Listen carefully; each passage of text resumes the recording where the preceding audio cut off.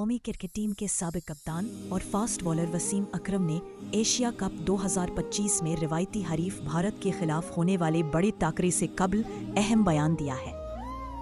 Swing के सुल्तान वसीम अकरम ने कहा है कि पाकिस्तान बमुकाबला भारत मैच 14 सितंबर को खेला जाएगा और हमेशा की तरह इंतहाई सनसनीखेज होगा। ताहम जो टीम दबाव को बेहतर अंदाज में संभालेगी वही मैदान मारेगी। वसीम अकरम ने भारतीय मीडिया के इस बयानिए पर भी बात की है जिसमें भारतीय टीम को इनकी फेवरेट टीम करार दिया जा रहा है। वसीम अकरम का कहना था कि क्रिकेट के मैदान में फेवरेट होने से ज्यादा असल इम्तिहान दबाव में खेलने का होता है और पाकिस्तानी टीम भी बड़े मुकाबलों में शानदार कारकर्दगी दिखाने की सलाहियत रखती है। वसीम अकरम ने शायकीन को नज़्म व ज़ब्त का मुजाहरा करने की तलकीन करते हुए कहा कि अगर भारतीय अपने आप को मुहिब्बे वतन समझते हैं और चाहते हैं कि उनकी टीम जीते तो पाकिस्तानी अवाम भी दिलो जान से अपनी टीम के साथ खड़े हैं।